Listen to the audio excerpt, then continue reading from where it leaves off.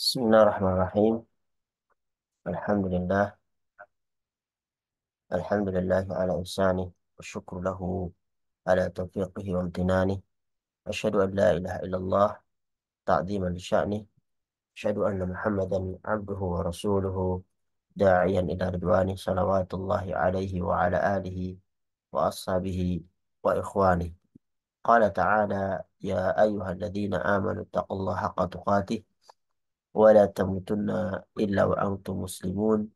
اللهم علمنا ما ينفعنا وانفعنا بما علمتنا وزدنا علما يا رب العالمين. رب اشرح لي صدري ويسر لي أمري واحلل عقدة من لساني يفقه قولي. Segala puji bagi Allah Subhanahu wa taala yang mempertemukan kita pada kesempatan kali ini untuk sama-sama kita belajar mempelajari ayat-ayat yang diturunkan kepada Nabi Muhammad SAW, yang mudah-mudahan dengannya kita masuk ke golongan ahlullah wa khasatuh sebagai keluarga Allah Subhanahu wa taala. Kita masih bersama surat Al-Ahzab, surat yang ke-33, yang terdiri dari 73 ayat, yang merupakan surat Madaniyah, yang pada pertemuan pekan lalu kita telah mengambil ayat 1 sampai ayat yang ketiga, yang berbicara tentang hukum kekeluargaan haruslah berdasarkan kitab Allah dan Rasulnya, berkenaan dengan eh, anjuran untuk bertakwa dan bertakwakal kepada Allah Subhanahu wa taala agar mendapatkan rahmat Allah Subhanahu wa taala. Pada kesempatan kali ini kita akan mengambil ayat 4 sampai 8, mudah-mudahan Allah mudahkan, tentang hukum zihar dari kedudukan anak angkat dan juga kedudukan hubungan darah dan hukum waris. Sebelum kita masuk ke tafsir ringkas dari ayat ini, kita tilawah dulu untuk ayat 4 sampai 8 ya.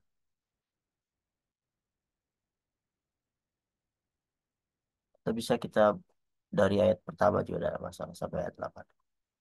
Saya buka untuk share screen-nya.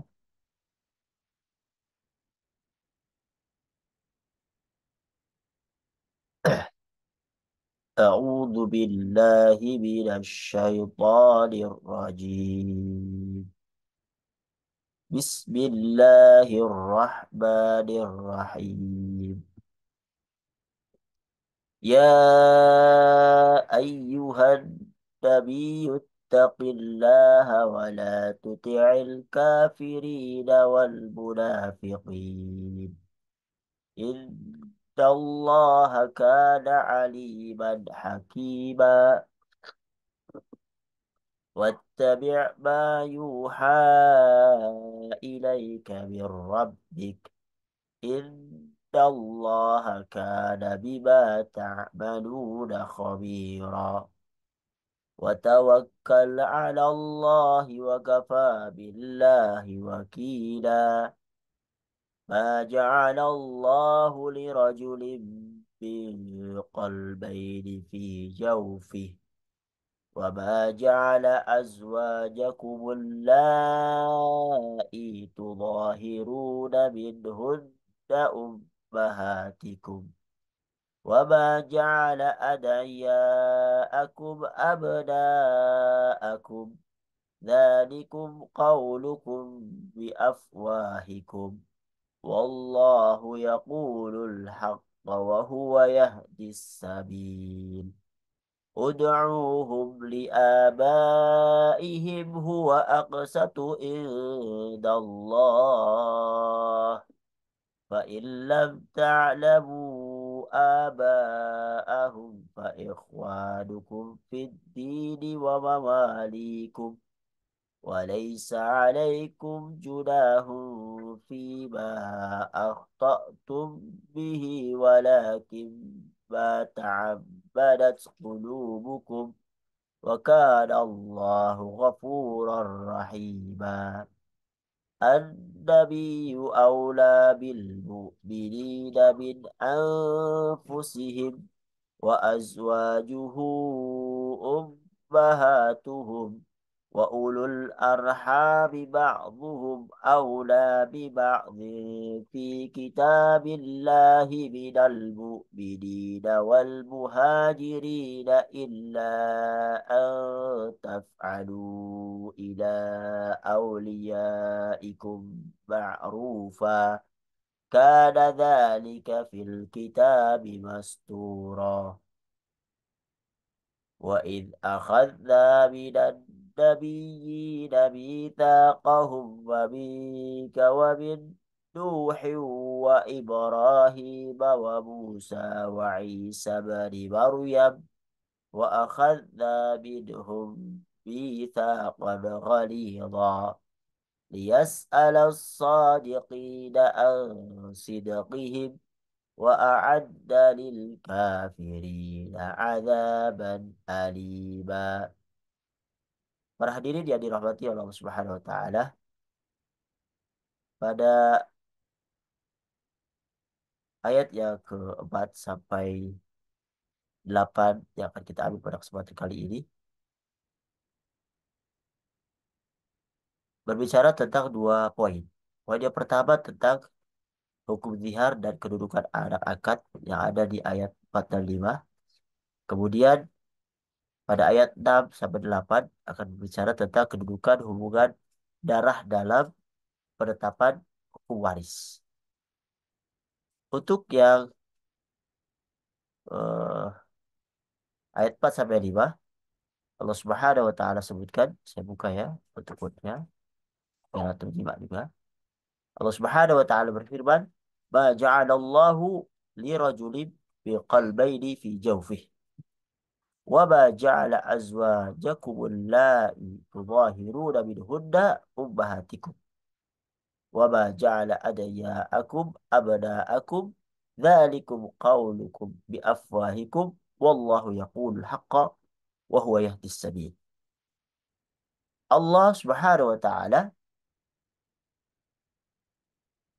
tidak menjadikan bagi seseorang itu dua buah hati dalam roganya, dan dia tidak menjadikan istri-istrimu yang kamu zihar ya, itu sebagai ibumu, dan dia tidak menjadikan anak-anak angkatmu sebagai anak kandungmu sendiri. Dzalikum qaulukum bi afwahikum. Yang demikian itu hanyalah perkataanmu di mulutmu saja. Wallahu yaqulul haqqa wa huwa yahdis sabil. Dan Allah Subhanahu wa taala mengatakan yang sebenarnya dan dia menunjukkan jalan yang benar. Di dalam ayat ini Allah Subhanahu wa taala menyebutkan tentang tiga perkara yang menjadi tradisi orang-orang jahiliyah. Yang kemudian Allah Subhanahu wa taala membatalkan itu semua. Ya. Yang mana di antara tiga perkara tersebut, yang pertama saya Allah tidak pernah menjadikan dua kalbu di dalam rongga tubuh seseorang.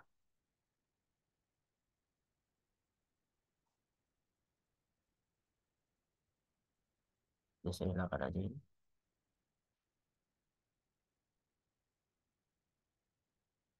Yang pertama, Allah Subhanahu wa taala tidak pernah menjadikan dua kalbu di dalam tubuh seseorang. Allah Subhanahu wa taala menyebutkan, "Ma ja'alallahu lirajulin biqalbaini fi jawfih." Allah tidak menjadikan bagi seseorang dua hati di dalam rogganya. Disebutkan di dalam sebagian buku tafsir bahwasanya ada seorang yang memiliki hafalan yang sangat kuat. Sehingga orang tadi dengan sombong yang mengatakan bahwasanya dia itu memiliki dua hati. Saking sombong ya, dia mengatakan bahwa satu hati ini jika aku gunakan untuk berpikir, ya, maka lebih hebat daripada apa yang dibawa oleh Nabi Muhammad SAW. Apatah lagi kalau aku gunakan dua-duanya. Dan ini di antara kepercayaan orang-orang jahiliyah dahulu. Kemudian poin yang kedua yang dinafikan daripada tradisi orang-orang jahiliyah, yaitu bahwasanya Allah Subhanahu wa taala tidak pernah menjadikan istri-istri yang dizihar sebagai ibu-ibu kandung. Wa ma ja'ala azwajakumul la'i tudahiruna minhunna ummahatikum. Dan dia tidak menjadikan istri-istrimu yang kamu zihar itu sebagai ibumu. Jadi di antara tradisi orang-orang jahiliyah adalah az-zihar. Jadi zihar itu dijadikan oleh orang-orang musyrik untuk mentalak, untuk mencerai istri mereka. Jika mereka hendak mentalak atau mencerai istri mereka, maka mereka berkata kepada istrinya, engkau seperti punggung ibuku. Jadi menyamakan istrinya dengan ibunya. Dan jika kata zihar ini telah diucapkan, maka jatuhlah talak bain terhadap istri mereka. Dengan ini, agama Islam memberi hukum untuk zihar hukuman sendiri. Tidak seperti eh, hukum talak. Ya. Dia memiliki aturan-aturan sendiri. Dan ini ada di dalam surat Al-Mujadilah atau Al-Mujadalah. Ya. Dijelaskan di sana secara rinci yang menyamakan istri seperti ibunya. Ya. Atau mengatakan engkau seperti punggung ibuku dan apa kalimat semacam ini. Kemudian yang ketiga yang dinafikan daripada ayat ini, bahwasanya Allah tidak pernah menjadikan anak-anak angkat itu sebagai anak kandung. Wa ma ja'ala adiyaakum abna'akum. Dan dia tidak menjadikan anak angkatmu sebagai anak kandungmu sendiri. Dan ini juga kebiasaan orang-orang jahiliyah. Yang mana jika mereka memiliki anak angkat, maka anak angkat itu dinisbatkan ke diri mereka. Jadi kepada diri mereka Fulan bin Fulan. Padahal sebenarnya Fulan bin bapaknya, bin Alan. Misalnya, gitu ya. Seperti yang nanti terjadi pada Rasulullah SAW sendiri. Ya. Pada Zaid bin Harithah. Zaid bin Harithah, dia adalah seorang budak yang dibeli oleh Hakim bin Hizam. Hakim bin Hizam ini itu keponakan Khadijah radhiyallahu anha, yaitu istri Rasulullah sallallahu alaihi wasallam. Hakim bin Hizam memberikan hadiah kepada istri Rasulullah Khadijah, Zaid. Kemudian Khadijah menghadiahkannya, menghadiahkan Zaid itu kepada Nabi Muhammad sallallahu alaihi wasallam, yaitu suaminya. Kemudian Nabi Muhammad sallallahu alaihi wasallam merdekakannya. Kemudian diangkat menjadi anak angkat. Sehingga apa? Kebiasaan orang jahiliyah, anak angkat itu dinisbatkan kepada ayah angkatnya, ya, Zaid bin Muhammad. Zaid bin Muhammad. Padahal ayahnya Zaid itu bukan Muhammad. Ayahnya Harith. Ya, Zaid bin Harith. Nah, makanya nanti ayat-ayat ini itu menolak hal itu eh, dengan penisbatan anak angkat kepada orang ayah angkatnya itu dihilangkan. Ya. Haruslah seorang anak itu dinisbahkan kepada ayahnya dan bukan kepada eh, ayah angkatnya. Ini juga terjadi pada sahabat yang mulia yang bernama Al-Miqdad bin Amr radhiyallahu anhu. Ya, dia juga seorang budak yang dibebaskan oleh Al-Aswad. Sehingga terkenal namanya dengan Al-Miqdad bin Al-Aswad. Padahal harusnya dinisbatkan kepada ayahnya, ayah kandungnya yang bernama Amr, Al-Miqdad bin Amr. Ya. Al-Imam Al-Hasan Al-Basri mengatakan bahwasanya maksud dari firman Allah Subhanahu wa taala tentang tiga yang dibatalkan ini, ya, yaitu yang pertama tadi tentang eh, Allah Subhanahu wa taala tidak menjadikan dua kalbu, dua hati di dalam rongga tubuh manusia. Kemudian tidak menjadikan istri-istrinya zihar itu sebagai ibu kandung. Dan yang ketiga, tidak menjadikan anak angkat sebagai anak kandung. Ini disebutkan oleh Al-Imam Al-Hasan Al-Basri. Ini sebagai permulaan untuk membantah tradisi-tradisi mereka berikutnya. Ya. Seolah-olah mengatakan, sebagaimana kalian tahu bahwa tidak mungkin bagi seorang itu untuk mempunyai dua hati. Ya, tidak mungkin. Setiap orang hanya memiliki satu hati. Maka tidak mungkin pula seorang perempuan itu memiliki dua status. Status sebagai istri dan status sebagai ibu. Jadi ini tidak mungkin. Seakan-akan seorang suami memposisikan istrinya sebagai ibunya. Tidak mungkin memiliki dua status ini. Ya.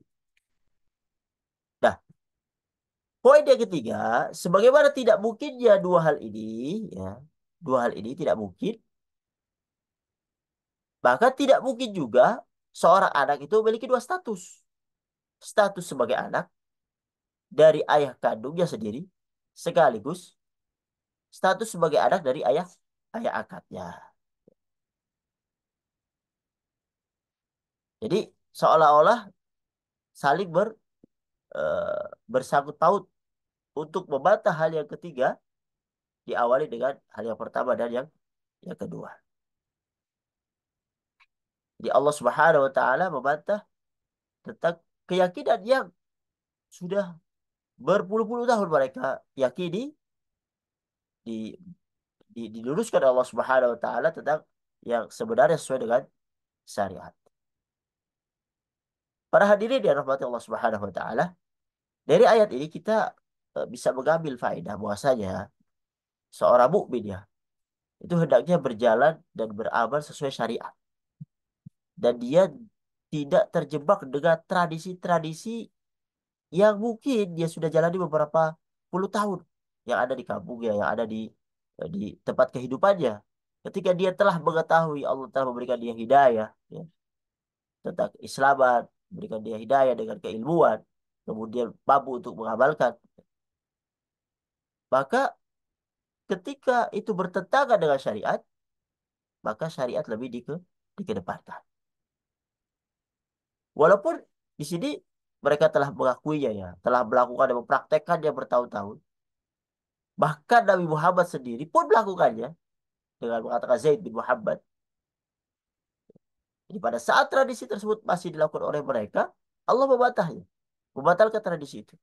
Oleh karenanya, seorang mukmin juga mengedepankan syariat daripada tradisi yang ada di kehidupannya.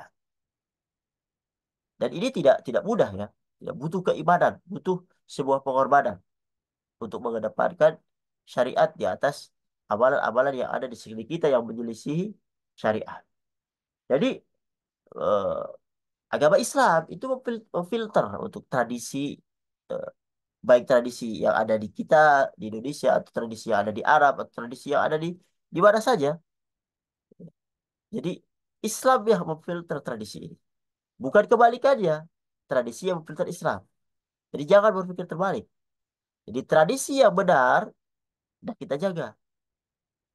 Dan banyak tradisi yang baik yang dibolehkan oleh Islam ya, tentang kesopanan, tentang hormat kepada orang tua, kedermawanan, banyak sekali. Ya. Dan jangan sampai kita berpikir terbalik. Tradisi yang memprioritaskan syariat Islam. Ketika syariat Islam tidak sesuai dengan tradisi maka ditolak. Nah, ini tidak bukan pemikiran yang dibenarkan. Para hadirin yang rahmati Allah Subhanahu wa taala, kemudian Allah Subhanahu wa taala melanjutkan di ayat yang kelima, ud'uhum li'abaihim huwa aqsatu indallah. Panggillah mereka, yaitu ada anak angkat itu, dengan nama bapak-bapak mereka. Ya. Huwa aqsatu indallah. Itulah yang lebih adil pada sisi Allah Subhanahu wa taala. Fa'illam ta'lamu aba'ahum fa ikhwanukum fid dini wa mawalikum. Ya.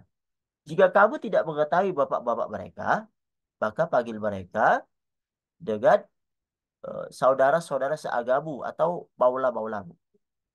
Walaysa alaikum junahun fima akhta'tum bih, walakin ma ta'ammadat qulubukum wa kana Allahu ghafurur rahim.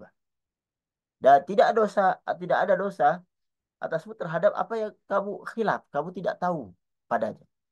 Tetapi yang ada dosanya yaitu yang disengaja oleh hatimu. Wa kana Allahu ghafurur rahim. Dan Allah Maha Pengampun lagi Maha Penyayang.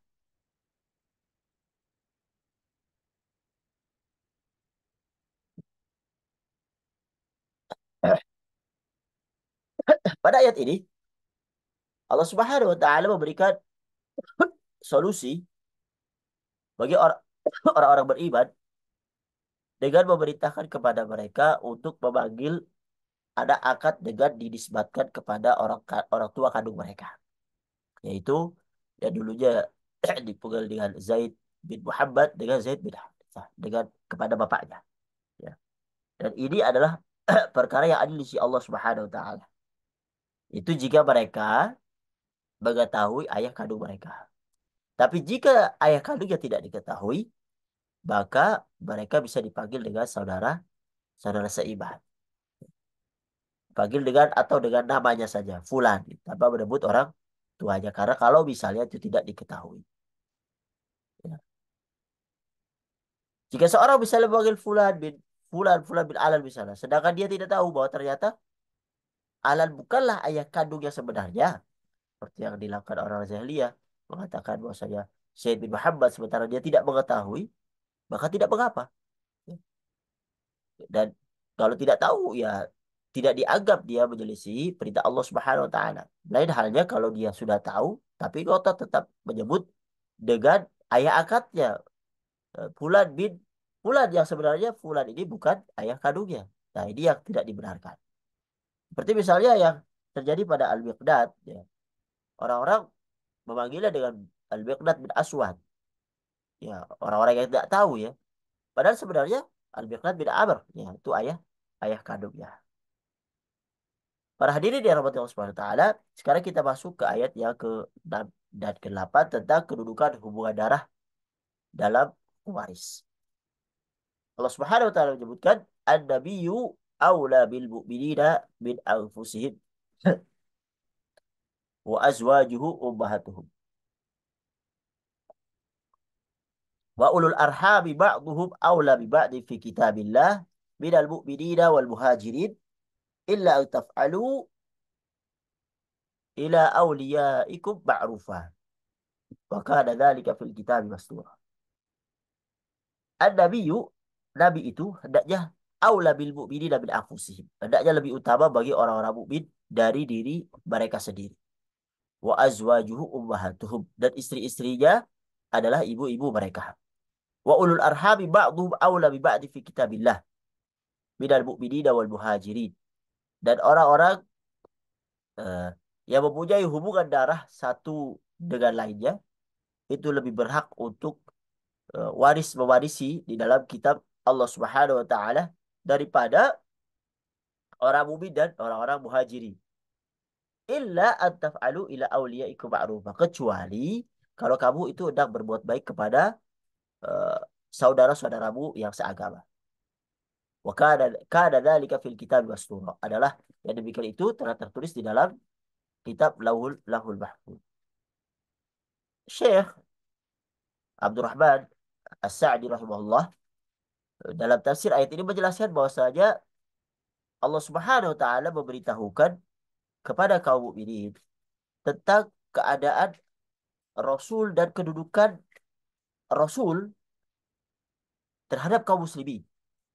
Supaya apa? Kaum muslimin itu menyikapi beliau Shallallahu Alaihi Wasallam dengan sikap yang pantas, ya. Yaitu hendaknya orang-orang beriman itu mencintai Nabi, ya, mencintai beliau Shallallahu Alaihi Wasallam melebihi cinta mereka terhadap diri mereka sendiri dan segala urusan. Karena apa? Karena Nabi Shallallahu Alaihi Wasallam memiliki jasa yang sangat besar, sehingga apa? Beliau harus lebih diutamakan dari diri orang-orang yang beriman.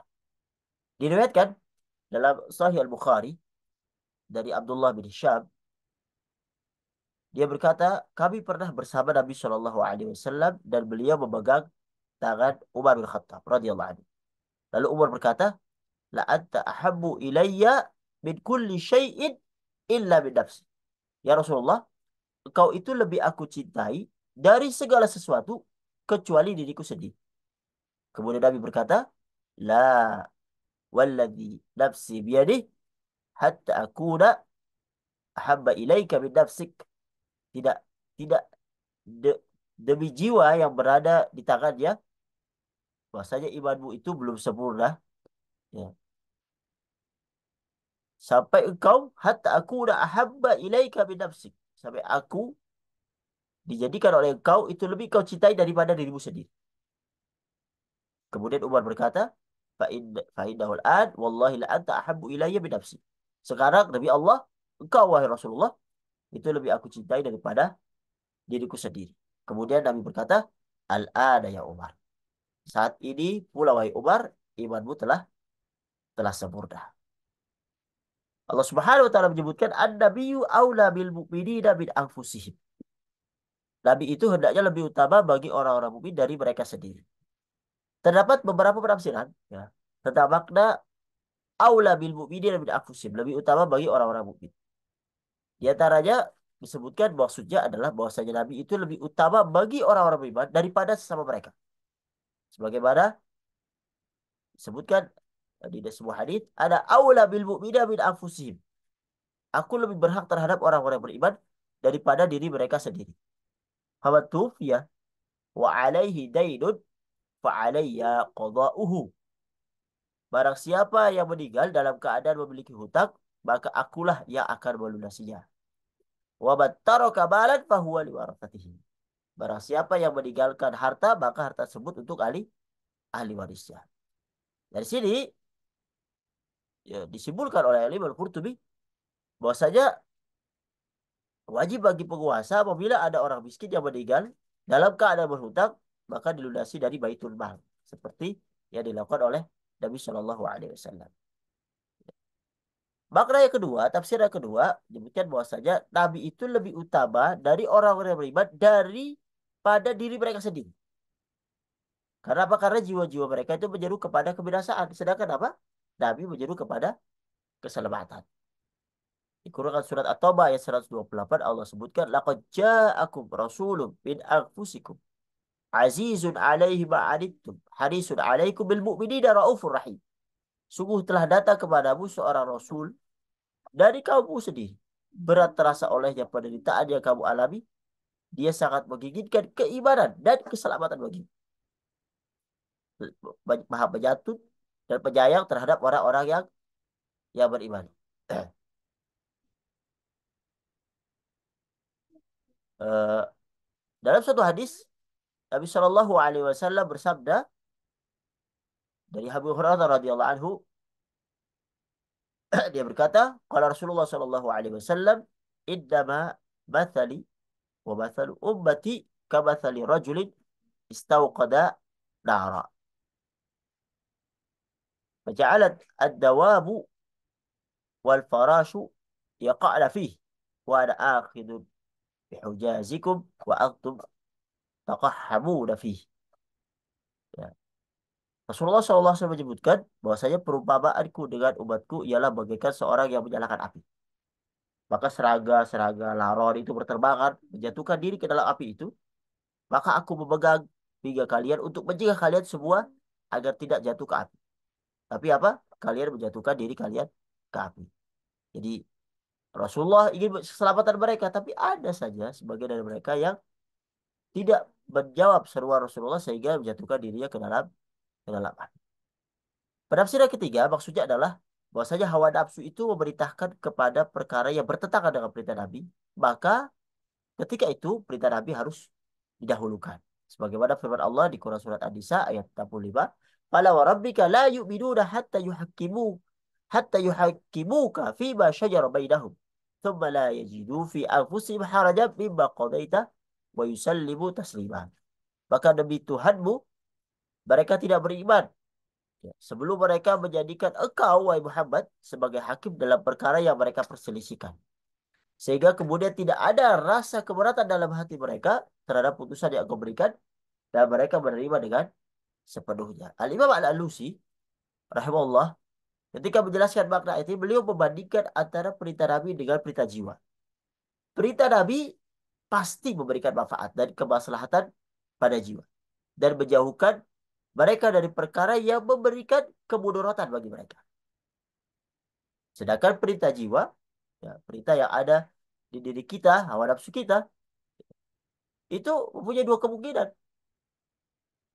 Kemungkinan pertama, menyeru kepada keburukan. Maka tidak boleh diikuti. Kemungkinan kedua, menyeru kepada kebaikan. Namun terkadang dalam poin ini, seorang tidak tahu apakah yang diseru oleh jiwa yang merupakan hal yang baik atau tidak. Itu masalahnya.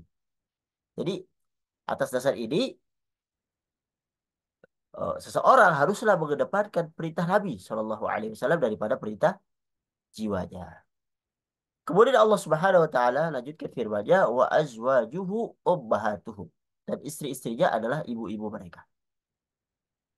Terdapat perbedaan, ya, terkait dengan istri-istri Nabi Shallallahu Alaihi Wasallam yang dimaksud di ayat ini. Eh, apakah yang masuk di dalamnya yang sudah diceraikan juga?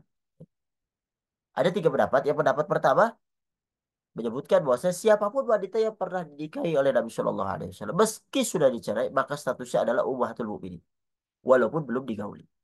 Pendapat yang kedua, siapapun wanita yang pernah dinikahi oleh Nabi, meski sudah dicerai dengan syarat sudah digauli, maka statusnya ummul mukminin. Dan ini pendapat yang zahir dari pendapat Umar bin Khattab radhiyallahu anhu. Dan pendapat ketiga, siapapun wanita yang pernah dinikahi oleh Nabi dan belum diceraikan hingga beliau wafat, haram hukumnya untuk dinikahi karena mereka adalah istri-istri Nabi di dunia dan juga di akhirat. Dan yang dimaksud di sini dengan firman Allah Subhanahu wa taala, ummahatuhum, ibu-ibu mereka, maksudnya adalah dalam kehormatan dan keharaman untuk dinikahi. Ya. Ya. Makanya di sini kadang-kadang muncul pertanyaan, ya, kalau istri-istri Nabi itu mahram, ya, hak mahram, haram dinikahi, ya, apakah boleh Ummatul Mukminin itu dilihat oleh lelaki yang lain, ya kaum mukminin? Ya. Ulama berbeda pendapat dalam masalah ini, namun yang lebih kuat adalah tidak boleh. Di antara dalil yang diutarakan bahwasanya dahulu ketika Nabi Shallallahu Alaihi Wasallam masih hidup, kaum mukminin diperintahkan untuk bertanya kepada istri-istri Rasulullah atau meminta sesuatu, dan diperintahkan untuk meminta dari balik takbir. Quran surat Al-Ahzab ayat 53, wa idza sa'altumuhunna mata'an fas'aluhunna biwara'il hijab. Apabila kamu minta sesuatu atau keperluan kepada mereka, yaitu istri-istri Nabi, maka mintalah dari belakang tabir.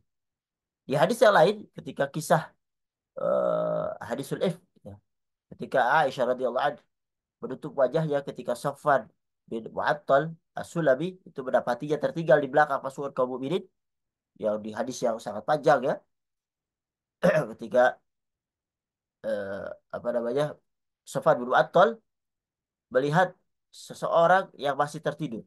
Fara'a sawadan insani naib. Fa'atani fa'arafani hina ra'ani waqad kana yarani qabla an yudrab al-hijab alayya. Ya. Maka dia mendatangiku dan dia telah mengenaliku karena dia telah melihatku sebelum diwajibkan memakai hijab atasku. Fastaiqadtu, kata Aisyah, bistirja'ihi hina arafani fa khabartu wajhi bijilbabi. Ah. Seketika Aisyah, ya, saya terbangun dan saya mendengar dia beristirja, yaitu inna lillahi wa inna ilaihi rajiun. Tatkala ia mengetahuiku, maka Aisyah apa? Khabartu wajhi bijilbabi. Maka saya langsung menutupi wajahku dengan jilbabku. Aisyah mengatakan, "Fawallahi ma yukallimuni kalimatan wala sami'tu minhu kalimatan ghaira istirja'ihi hatta anakha rahilatahu fawati'a ala yadiha farakibtuha فانطلق يقود بي الراحلة hatta ataina al-jais. Demi Allah, dia tidak berbicara sepatah kata pun. Dan sama sekali eh, tidak terdengar satu patah kata pun kecuali kata istirja tadi itu. Inna lillahi wa inna ilaihi raji'un. Akhirnya apa? Ia menundukkan untanya dan saya pun menaikinya, Aisyah. Lalu ia pergi menuntut onta yang saya naiki itu hingga berhasil menyusun pasukan pasukan kaum muslimin.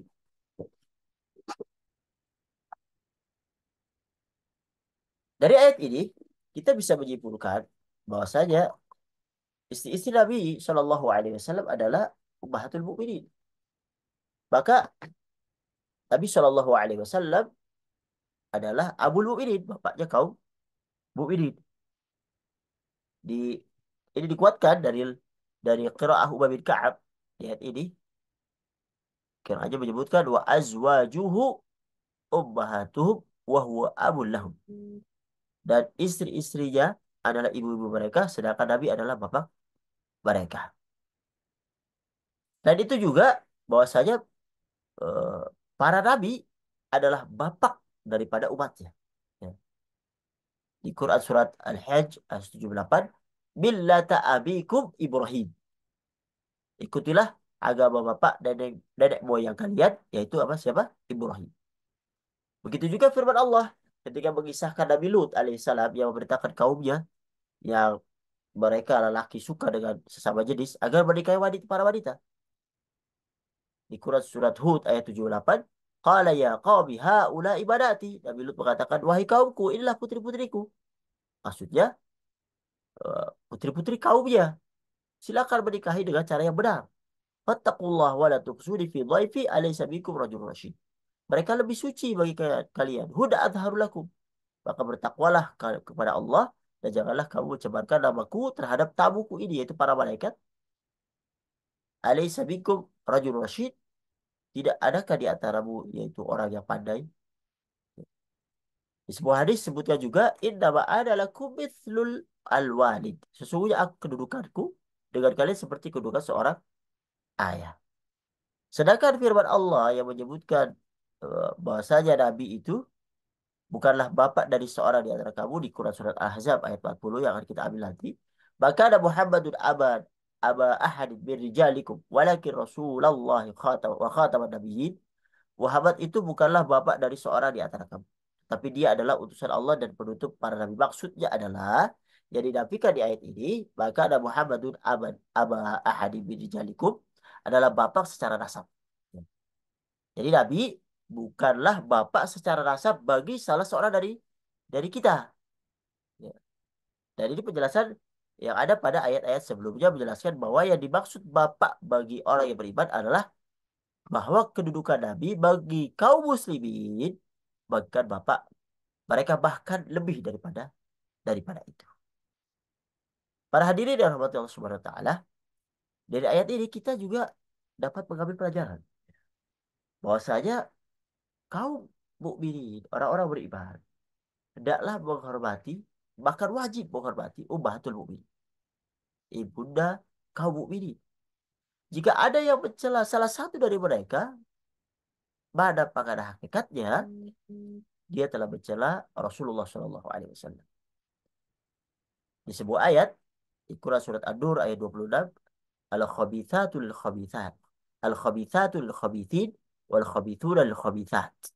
Perempuan yang keji untuk laki-laki keji dan laki-laki yang keji untuk perempuan keji pula. Wat-tayyibatu lit-tayyibin, wat-tayyibuna lit-tayyibat. Perempuan-perempuan yang baik untuk laki-laki yang baik dan laki-laki yang baik untuk perempuan yang baik. Jadi ketika Nabi adalah orang baik, maka istrinya otomatis adalah orang yang baik.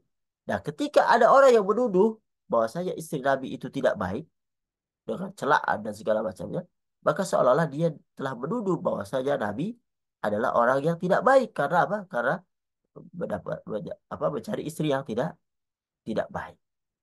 Nah, oleh karenanya wajib bagi kita untuk menghormati dan menjunjung tinggi ummahatul mukminin istri-istri Nabi Shallallahu Alaihi Wasallam. Bahkan hendaknya kita bela istri-istri Nabi Shallallahu Alaihi Wasallam dari celaan, dari hidaan, karena kedudukannya itu sangat penting bagi orang-orang yang beriman. Kemudian Allah Subhanahu wa taala lanjutkan wa ulul arhami ba'dhum aula bi ba'di fi kitabillah bidal mu'minina wal muhajirin illa an taf'alu ila awliyaikum ma'rufah. Dan orang-orang yang mempunyai hubungan darah satu sama lain itu lebih berhak waris mewarisi di dalam kitab Allah daripada orang-orang mukmin dan orang-orang muhajirin kecuali kalau kamu itu berbuat baik kepada saudara-saudara seagama.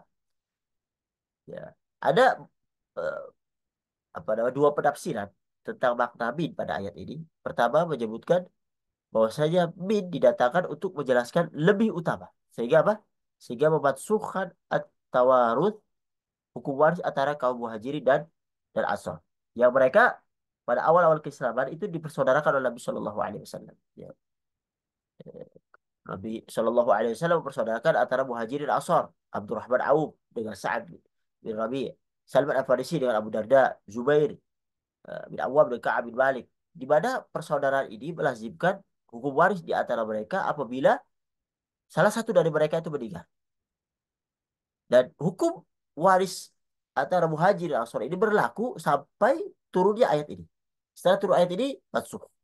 Maka hukum waris antara muhajir dan ansor itu tidak berlaku lagi. Penafsiran yang kedua, bin dalam ayat ini ditafsirkan dengan bin al-bayadiyah, yaitu yang didatangkan untuk memperkuat hubungan silaturahmi dan tidak didatangkan untuk memasukkan hukum waris di antara mereka.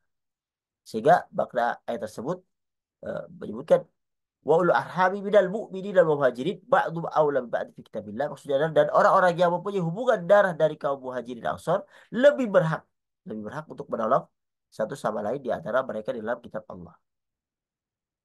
Wallahu a'lam.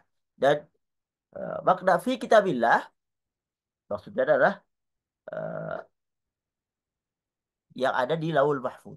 Dan ada yang mengatakan bahwasanya maknanya adalah Al-Qur'anul Karim. Illa an taf'alu ila awliyaikum ma'ruf. Kecuali kamu berbuat baik kepada saudara-saudaramu. Ayat ini itu al-istithna al-muqati'.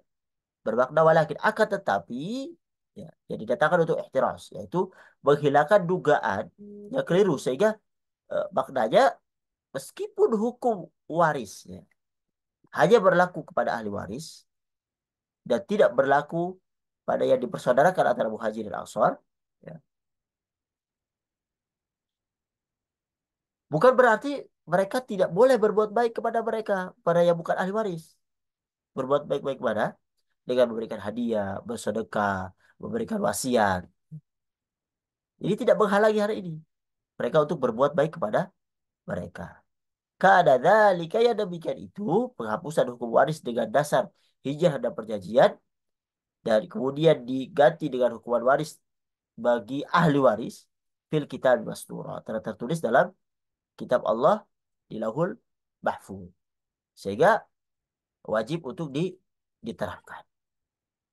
Para hadirin yang rahmati Allah Subhanahu wa taala, ayat yang ketujuh, wa id akhadna minan nabiyina mitsaqahum wa bika wa min Nuh wa Ibrahim wa Musa wa Isa bin Maryam wa akhadna minhum mitsaqan ghalidha.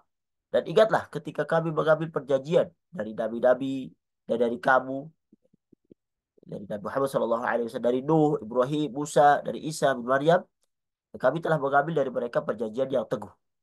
Di dalam ayat ini Allah menggambarkan bahwasanya dia telah mengambil dari para nabi secara umum ya. Dan dari para ulul azmi ya. Yaitu 5 rasul yang disebutkan secara khusus perjanjian yang berat yaitu untuk menegakkan agama Allah dan berjihad di jalannya.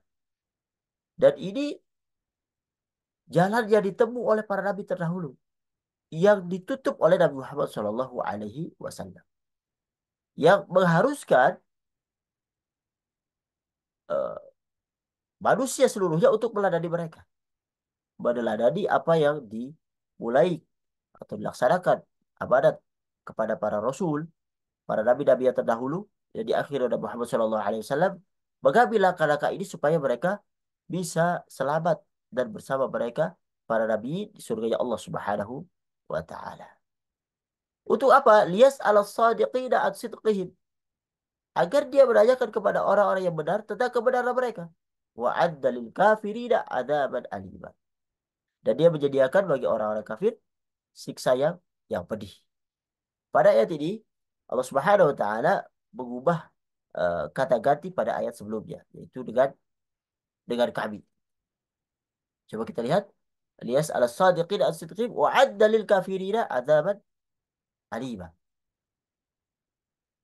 Menjadikan wa'adda, ya, dia berupa, ya, dia menyediakan bagi orang-orang kafir siksa yang pedih, ya. Yang merupakan ini uslub ya dalam bahasa Arab yang berfungsi untuk menarik perhatian, ya. Jalbul intibah. Allah Subhanahu wa taala bertanya kepada Rasul dan kepada umatnya yang beriman di Quran surat Al-A'raf ayat 6, "Falanas'alanna alladziina ursila ilaihim wa lanas'alal mursalin." Maka pasti akan kami tanyakan kepada umat yang telah mendapat seruan tadi dari rasul-rasul, dan kami tanyakan pula para rasul. Di Quran surat Al-Maidah ayat 109. Yauma yajma'ullahu ar-rusul fayaqulu madza ujibtum qalu la ilma la innaka anta 'allamul ghuyub. Ingatlah pada hari ketika Allah mengumpulkan para rasul. Dia bertanya kepada mereka, apa jawaban kamu terhadap seruanmu? Mereka para rasul itu menjawab, kami tidak tahu tentang itu. Sesungguhnya engkaulah yang mengetahui, maha mengetahui segala yang lain. Di Quran surat Al-Qasas ayat 65, wa yauma yunadihim fayaqulu madza ajabtumul mursalin.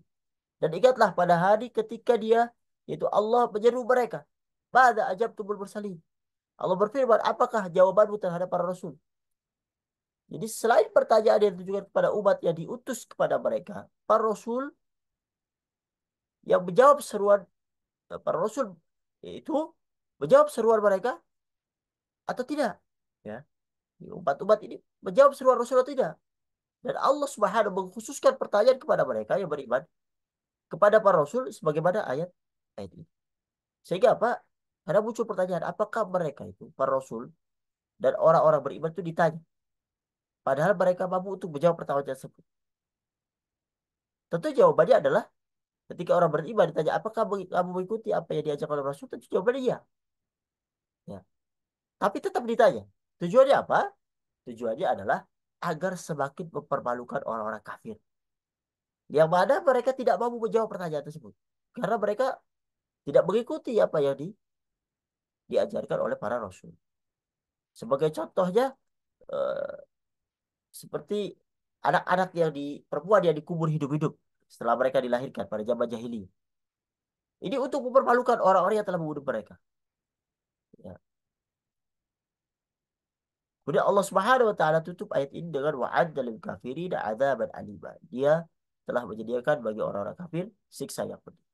Ayat ini menjadi dalil bahwasanya neraka itu sudah ada dan sudah dipersiapkan. Ya, wa'adda. Dan dia menyediakan, siapkan, ya, untuk orang-orang kafir siksa yang pedih. Dan ayat ini membantah orang-orang yang berkaitan bahwa penduduk neraka jahanam itu lama kelamaan ketika mereka lama di neraka, mereka akan beradaptasi dengan siksaan yang ada di dalamnya dan tidak merasakan azab yang pedih. Dan ini tidak benar, karena Allah Subhanahu wa taala akan menimpakan azab dari azab-azab yang akan mereka rasakan, sehingga mereka akan tersiksa dengan sangat tersiksa di neraka jahanam, balasan terhadap apa yang mereka ingkari ketika mereka di dunia dengan tidak mengikuti Allah dan Rasulnya. Para hadirin rahmatullah subhanahu wa ta'ala, inilah yang bisa kami sampaikan pada kesempatan kali ini dari tafsir ringkas untuk surat Al-Ahzab ayat 4 sampai 8. Mudah-mudahan bermanfaat bagi kami dan juga ikhwas sekalian. Hada wa sallallahu ala Muhammad wa ala alihi wa sahbihi ajma'in.